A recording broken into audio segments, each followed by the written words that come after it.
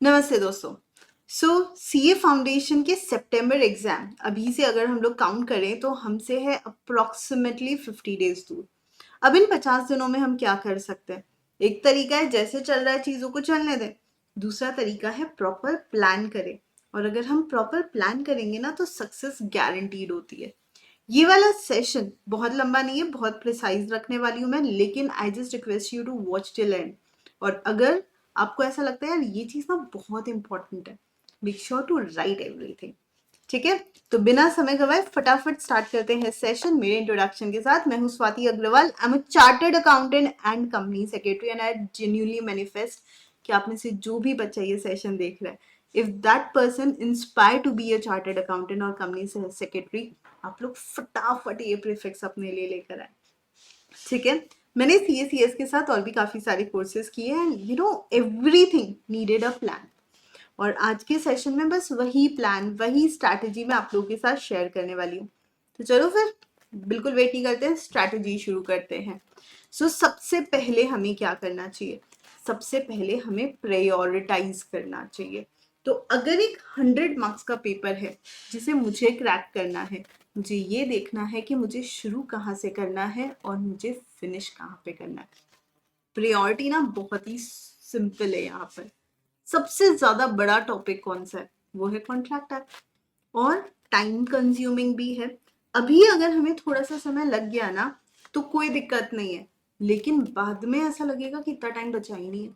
तो let us begin with this particular act, let it take little more time. अगर थोड़ा सा ज्यादा टाइम लेकर अगर आप 30-35 मार्क्स अचीव कर रहे हो तो कोई दिक्कत नहीं है। Now psychologically let me tell you how does it helps. Every question, 6 questions आते हैं टोटल, तो उसमें हर एक क्वेश्चन में आप देखोगे एक ना एक पार्ट तो कॉन्ट्रैक्ट का आता ही है। अब जो बच्चा कॉन्ट्रैक्ट कम पढ़ के गया है या पढ़ के ही नहीं गया है, हर क्वेश्चन में उसको फील आएगा यार नहीं आता है, उस चक्कर में बाकी के चैप्टर स्पॉइल हो जाएंगे। तो ये एक ऐसा एक्ट है जिसे हमें छोड़ना ही नहीं है। आप इसे 2 पार्ट्स में डेफिनेटली डिवाइड कर सकते हो कि यार पहले 4 चैप्टर्स कर लेता हूँ, फिर उसके बाद में 5 कर लेता हूँ, लेकिन करना ये एक्ट सबसे पहले, बिकॉज ये सबसे ज्यादा आने वाला एक्ट है। ठीक है, मार्क्स के हिसाब से जो टाइम लगेगा वो जस्टिफिएबल भी है। नाउ ये जो 4 एक्ट है इसमें से आप कंपनी पहले उठा लो या सोगा पहले उठा लो, वट एवर यू लाइक। यहां पर मैं आपको चॉइस देती हूँ, then go for partnership and negotiable. क्योंकि कंपनी हो चाहे सेल ऑफ गुड्स हो, दोनों का वेटेज मोर और लेस सिमिलर है। पार्टनरशिप का भी सिमिलर है।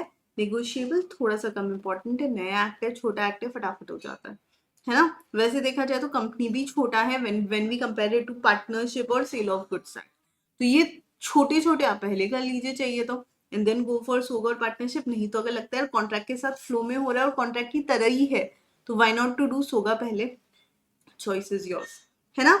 प्रायोरिटी डिसाइड कर लो, एंड देन उसके बाद में आई वुड से कि बाद में आप एलएलपी कर लीजिए, रेगुलेटरी फ्रेमवर्क कर लीजिए। छोटे छोटे चैप्टर फटाक से हो जाएंगे, मतलब एक दिन भी बैठ गए तो दोनों खत्म कर सकते हो। तो set your priority accordingly. Daily कितना कितना करना है वो चीज आपको डिसाइड करनी है। मैं आपको हाईली रेकमेंड करती हूँ, चैप्टर की जगह अगर हम यूनिट्स की बात करें तो 9 यूनिट्स हैं कॉन्ट्रैक्ट एक्ट के, है ना। कंपनी का एज सच कोई यूनिट है नहीं, पार्टनरशिप के हैं 3 यूनिट, नेगोशिएबल का कोई यूनिट है नहीं, सेल ऑफ गुड्स के 4 यूनिट्स हैं, एलएलपी और रेगुलेटरी फ्रेमवर्क। तो अगर मैं इस सब का टोटल करती हूँ तो यहाँ पर आता है 10, है ना। सॉरी 20, 7, 8, 9, 10, जी 20। तो हमें ना कुछ इस तरह से प्लान करना चाहिए कि यार अगर ना 50 दिन है मेरे पास, तो 20 दिन तो मैं रिवाइज करूं बैठ के एक एक यूनिट को, और 20 दिन कर दूं मैं प्रैक्टिस। डेली अगर मैंने 4 क्वेश्चन की भी प्रैक्टिस करी तो 20 दिनों में मैं 80 क्वेश्चन तो प्रैक्टिस कर ही लूंगा। This is going to be bare minimum.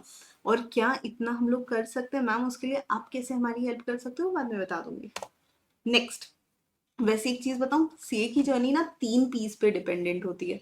पहला है प्रायोरिटी, दूसरा है प्रोसेस।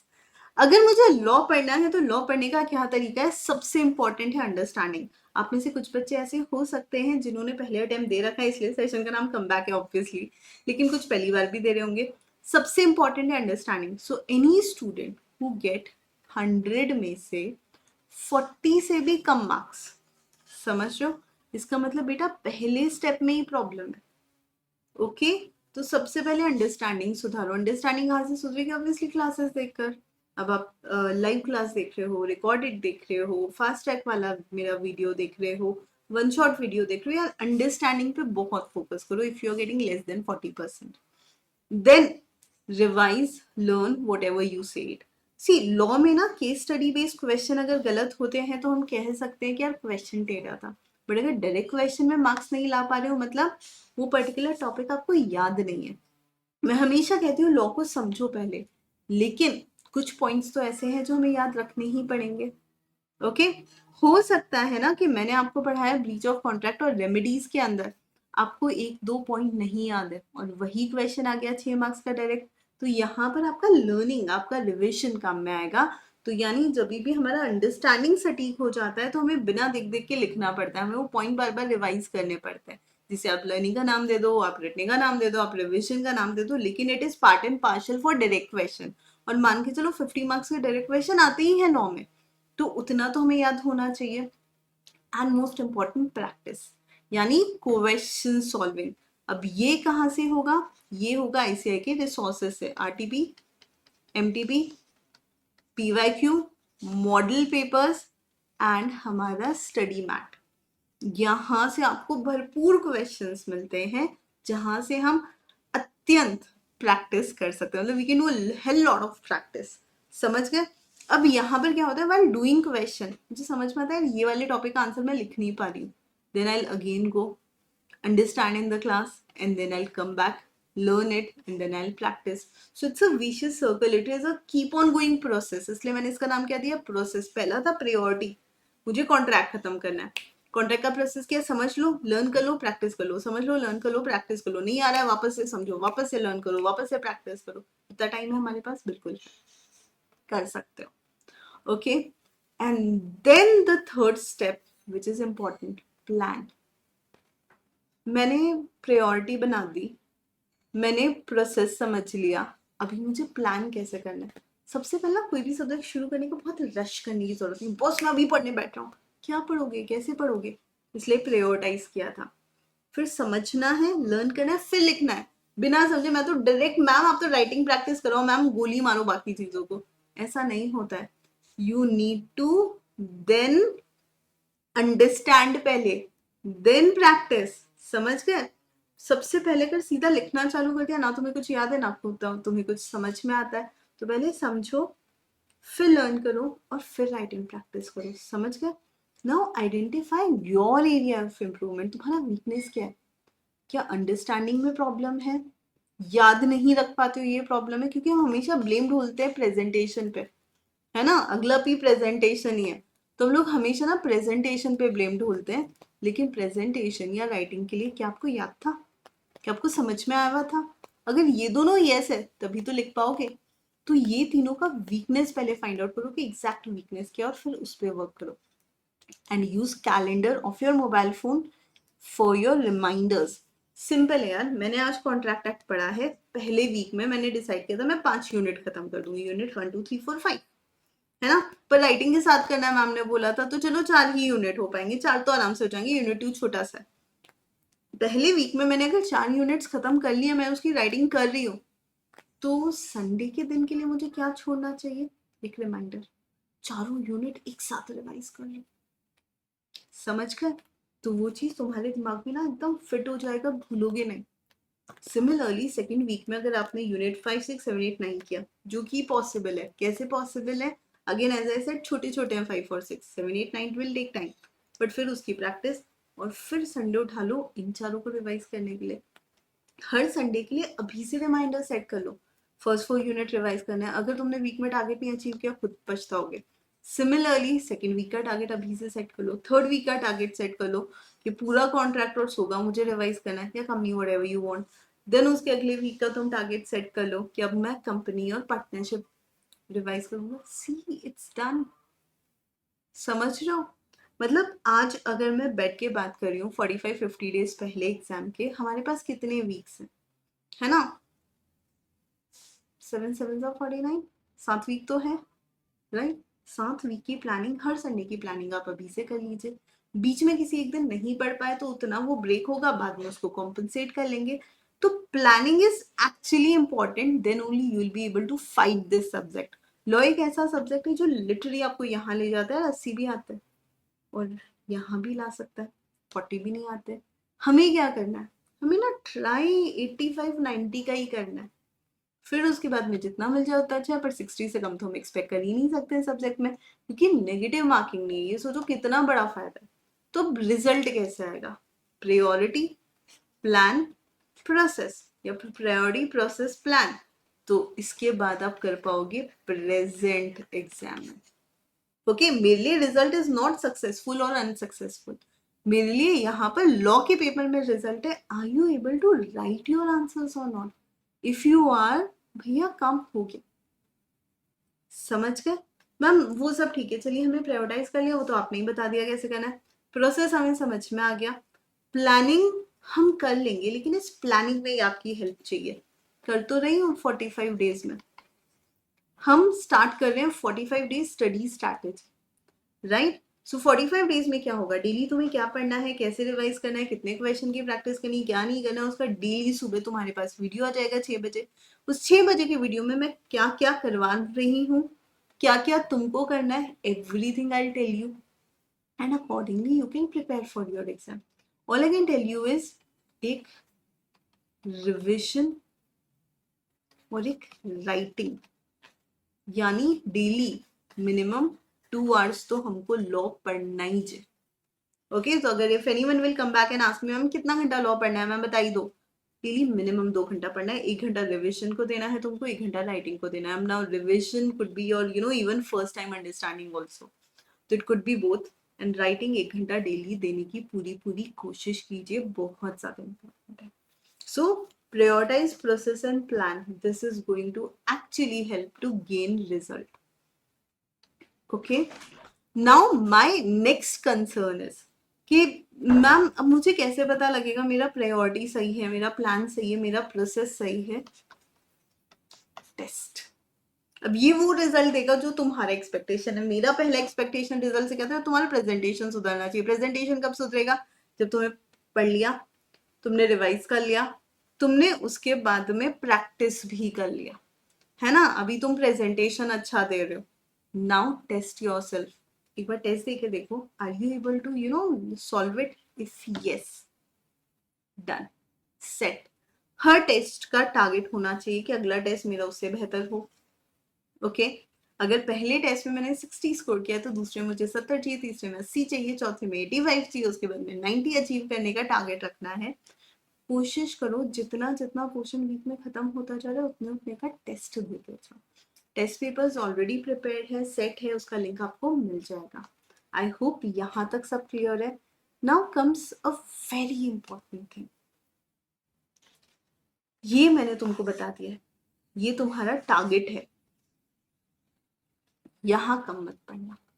हम में से हर इंसान ने जब सीए की डिग्री चूज करी थी, whenever we all have decided कि यार मेरे को सीए करना है, तब ना कोई तो ड्रीम होगा, उसको चेज करने के लिए हम सीए कर रहे थे। It could be financial stability which is most general, it could B recognition, it could B respect, it could be goodwill, it could B कुछ करके दिखाना है।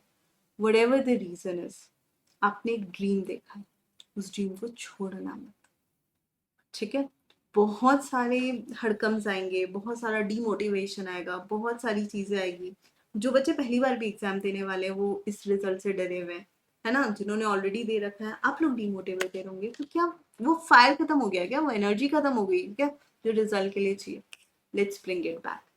कैसे, I tell you very nice process, है ना। मतलब मैंने किया था और मेरे लिए काम किया, तब मुझे पता नहीं था उसको मैनिफेस्ट कहते हैं, तभी हम इसे पॉजिटिव थिंकिंग कहते थे, तभी हम इसे कहते थे कि यार बहुत सही तरीका है, तब हम कह देते थे कि हाँ मतलब ये एक तरीका है जिससे हमें टारगेट लॉक करने में हेल्प मिलता है। Whatever you call it, आपकी मर्जी क्या करना है। Take a piece of paper, ठीक है, कोई ज्योतिष विद्या नहीं सिखा रही हूँ, जेन्युइनली बता रही हूँ, and it works very positively for me. Take a piece of paper, write whatever you aspire for। अगर आप फाउंडेशन स्टूडेंट हो,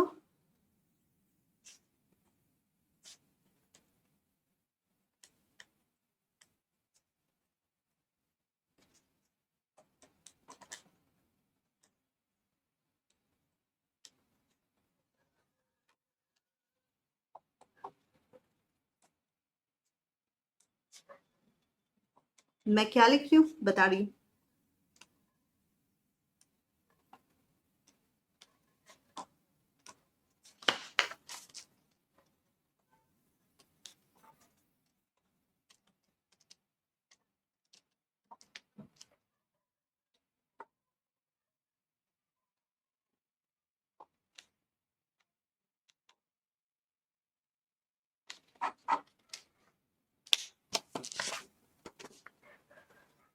I'll clear. I'll pass. I'll be successful in CA Foundation by September 25. I'll complete my CA Intermediate by September 26. यानी नवंबर 26 में जब result आएगा तब मैं CA finalist हूँ, और उसके बाद में मुझे CA बनना है 2029 तक। सही है ना? कैलकुलेशन 2 साल की आर्टिकलशिप, फिर 1 साल का पीरियड, 2029 में मुझे CA कंप्लीट करना है। अब क्या करें? एक ऑप्शन है अपने टेबल के सामने लगा दो, दूसरा ऑप्शन है फोल्ड करके अपने तकिए के नीचे रख। ठीक है, सिर्फ इतना ध्यान रखना, जब भी कोई दोस्त बोले ना कि यार हम मूवी जा रहे हैं, क्या तू बैठ के घर में पढ़ाई कर रहा है, तब इसको देखना। जब भी बहुत डिमोटिवेशन फील हो ना, पता नहीं मैं मेरी लाइफ में क्या करूँ, मेरा डायरेक्शन सही है या नहीं है, इसको देखना। और इसके नीचे ना वो एक ड्रीम लिख लेना जिसकी वजह से सीए चूज किया था, है ना? It could be your parents का happiness, it could be goodwill, it could be money, whatever was it, वो लिख लेना। एंड देन जिस भी डिवाइन फोर्स को तुम मानते हो ना, आंखें बंद करना और उनके बारे में सोचना, उनको कहना है बस अब हो गया, अभी बहुत हो गया, गिव मी इतना सारा पावर कि मैं ये एक ड्रीम अचीव कर सकूं, और इस ड्रीम को अचीव करने के लिए I put up my everything. हो गया आपका मैनिफेस्टेशन कंप्लीट। और स्ट्रैटेजी तो मैंने आपको दी है, तो यार अगर मुझे कभी भी ना सक्सेस चाहिए तो उसको ब्रिज करने के लिए मुझे हार्डवर्क और ड्रीम दोनों चाहिए होता है। जब दोनों आपके पास है तो आपको सीए बनने से कुछ नहीं लिख सकता। एक और काम कर सकते हो, इतनी मेहनत भी नहीं करना चाहते हो तो ये भी कर लेना और ये भी कर लेना। इस वीडियो के नीचे ना पक्का कमेंट जरूर करना, I will be in C intermediate by this November, है ना? या I will clear my CA foundation. ठीक है, इस तरह से सिंपल सी एक लाइन लिख लेना, बहुत सारी पॉजिटिविटी आएगी। और 45 डेज के टारगेट्स डेली अचीव करना। अगर कभी पीछे छूट भी जाओ, उस दिन का टारगेट छोड़ के नेक्स्ट दिन का टारगेट ले लेना। समझ गए? तो यानी हमें करना क्या है, बाय हुक और बाय क्रुक 45 डेज में बराबर चलना है टीचर के। उसके बाद में जो टाइम बचेगा उसमें वो डे लिख के रखना, जो पिछला टारगेट नहीं हुआ था वो अगले दिन पूरा कर लेना। समझ गए? तो इस मैनिफेस्टेशन के साथ और इस पूरी स्ट्रैटेजी के साथ ये सेशन मैं करती हूँ खत्म। आपको बस ये सोचना है कि सीए की जर्नी चूज ही क्यों करी थी, एक सक्सेस के लिए। वो सक्सेस आपकी नजरों में क्या, बस वो अचीव कर लेना। ठीक है? So thank you so much guys, and I really hope I could help you out with the comeback strategy, and this strategy will definitely take you to CA intermediate. Okay, all the best.